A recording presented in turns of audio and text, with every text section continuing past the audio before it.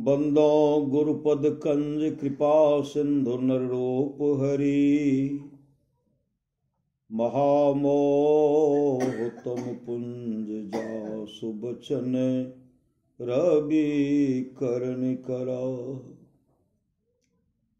धन्य धन्य सतगुरु सुखदा महिमा कही न जाए। जो कुछ कहो तुम्हारी कृपा मोते कछु न बसाए।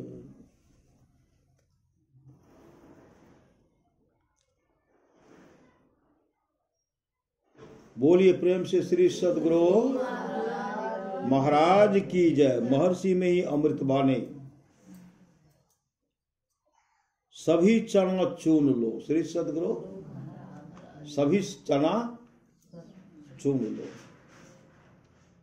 सितंबर 1966 ईस्वी की बात है।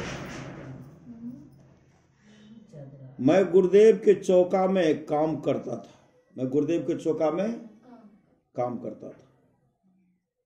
श्री हरिनंदन बाबा रसोई बनाते थे। मैं उनके सहायक में था।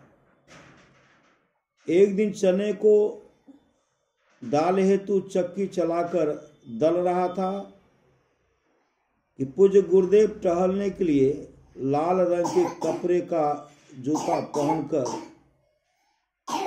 मुझे देखते हुए चले गए। शाम का समय था। मैं चने को दलकर दाल को साफ करके अंदर में रख दिया। जब गुरुदेव टहल कर आए तब उन्होंने मुझे पुकारा।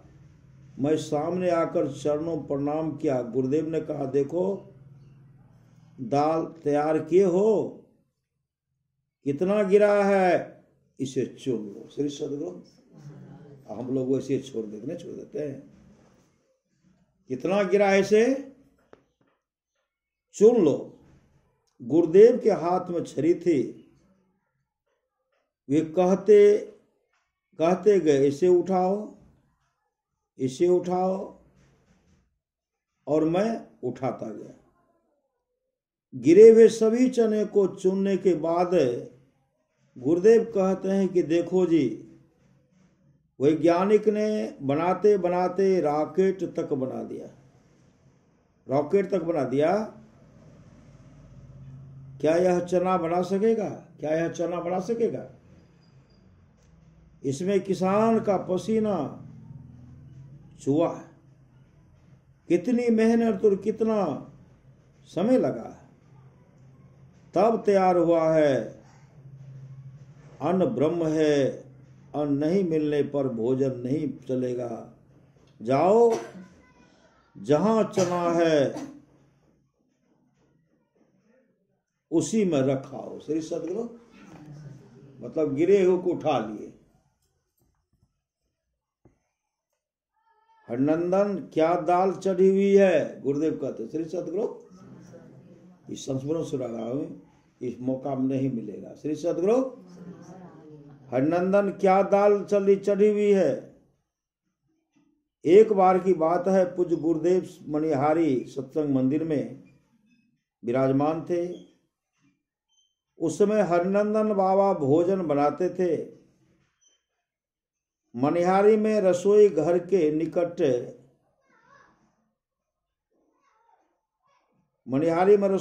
निकट में ही कुआं है। उसी कुएं पर पूज्य हरिनंदन बाबा दाल धो रहे थे। दाल धोने में थोड़ा सा दाल गिर गया।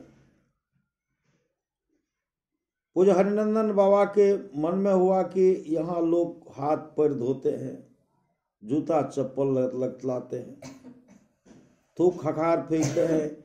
इस दाल को गुरुदेव खाएंगे, इसलिए इसे उठाना ठीक नहीं है। ऐसा विचार करके श्री हरिनंदन बाबा ने गिरी हुई दाल को छोड़ दिया। छोड़ दिया। पूज्य गुरुदेव टहल कर आए, पैर धोने के लिए कुएं के नजदीक गए तो उनकी नजर दाल पर पड़ गई।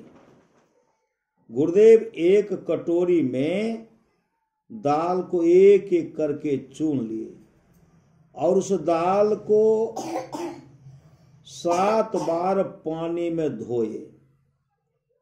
तत्पश्चात गुरुदेव ने श्री हरिनंदन बाबा को पुकारा। हरिनंदन बाबा गुरुदेव के निकट आए और प्रणाम किए। गुरुदेव ने कहा, हरिनंदन, दाल चढ़ी हुई है। श्री हरिनंदन बाबा ने कहा, जी हाँ। गुरुदेव ने कहा, देखो, कच्चा अन्न नहीं छूटता है, कच्चा अन्न नहीं छूटता है। मैंने इस दाल को 7 बार पानी में धो दिया है। इसे चढ़ी हुई दाल में जाकर मिला दो। श्री सद्गुरु, हम लोग दाल गिरते तो उसे छोड़िए देते हैं, का ना उठे वो, इसलिए कि वह अन्न ब्रह्म है, अन्न है। श्री सद्गुरु, इसलिए अनाज का कभी तिरस्कार नहीं होना चाहिए।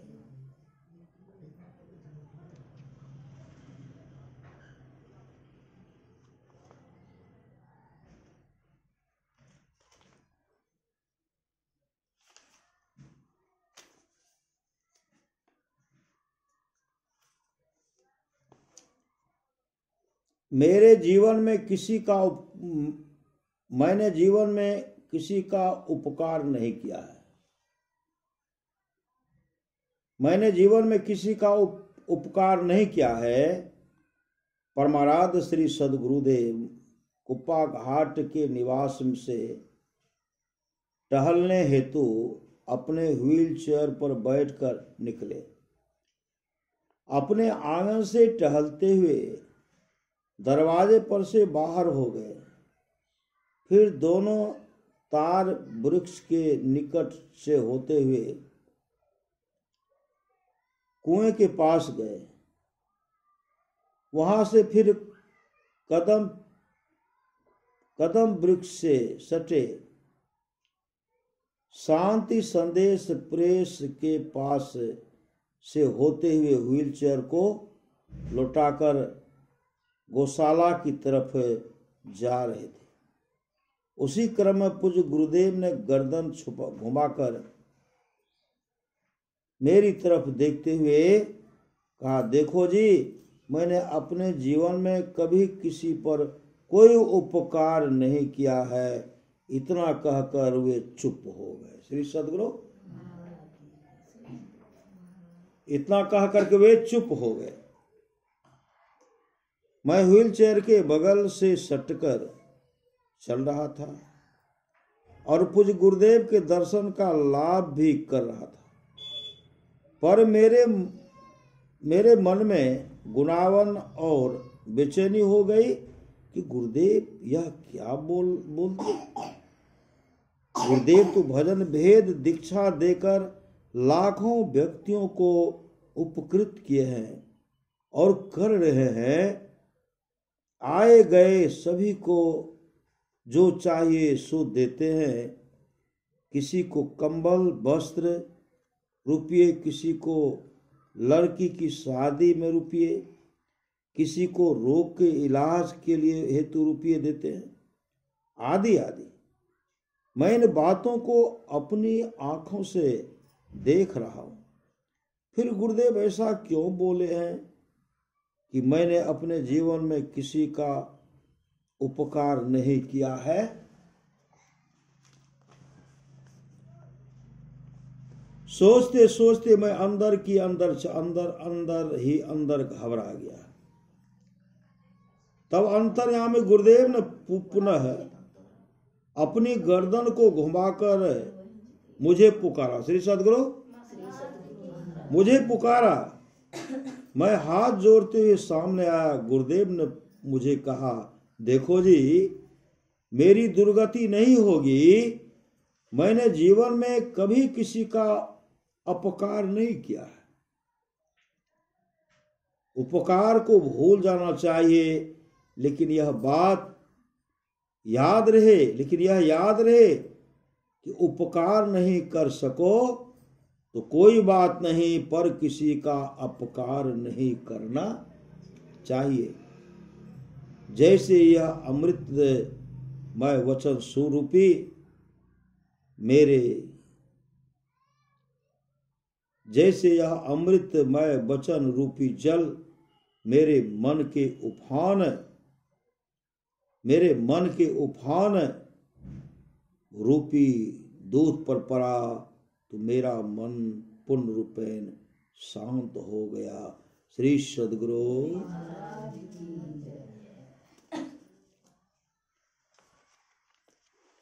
इसलिए अमर मुनि का उपदेश है, सौ काम को छोड़ करके स्नान करना चाहिए, 1000 काम को छोड़ करके भोजन करना चाहिए, लाख काम को छोड़ करके सत्संग करना चाहिए, करोड़ों काम को छोड़ करके अपने जीवन के बागडोर को संत सदगुरु के हवाले करना चाहिए। भगवान श्री कृष्ण की वाणी है, निष्पाप उद्धव जी, कोई कितना भी अश्वमेध यज्ञ कर ले, कृष्ण इंद्रायण आदि आदि व्रत कर ले, उसके द्वारा में सुलभता से प्राप्त नहीं होता। बस एक सत्संग ऐसा जरिया है जिसके द्वारा में सुलभता से प्राप्त हो जाता, उस भक्त के वश में हो जाता और उस भक्त का परम कल्याण हो जाता। पर महाराज से महाराज की वाणी है, थोड़ा सा भी सत्संग करो, बड़ा लाभ होता है। जितना लाभ की बहुत धन के मिलने, बहुत विद्या के पढ़ने से होता, उतना लाभ सत्संग से होता है। नित्य नियमित ढंग से सत्संग करो, सत्संग से खाली कोई मत रहो। अभी अमृत की वर्षा हुई, अध्यात्म ग्रंथ का सार ज्ञान कह दिया। जिसको याद रहा उसको अमृत मिला, जिसको याद नहीं रहा उसने अमृत को खो दिया। पुनः सतमहाराज कहते, जो लोग बहुत दिनों से सत्संग करते आ रहे हैं, अभी कर रहे हैं, आगे भी करेंगे, वे सभी महासुख के भागी होंगे। महासुख चाहते हैं तो सत्संग नित्य और ध्यानित कीजिए, सत्संग कराइए, सत्संग फिर गछ लीजिए, गछ करके फिर करा लीजिए। श्री सद्गुरु, सत्संग कराइए, सत्संग गछ लीजिए। सत्संग अनिष्ट होने से बचाता, सत्संग जो है अनिष्ट होने से बचाता है। करिए नित्य सत्संग को, बाधा सकल मिटाए, यह अवसर फिर ना मिले, दुर्लभ नर्तन पा। आज जो है पूष का पूर्णिमा न है, पूर्णिमा है।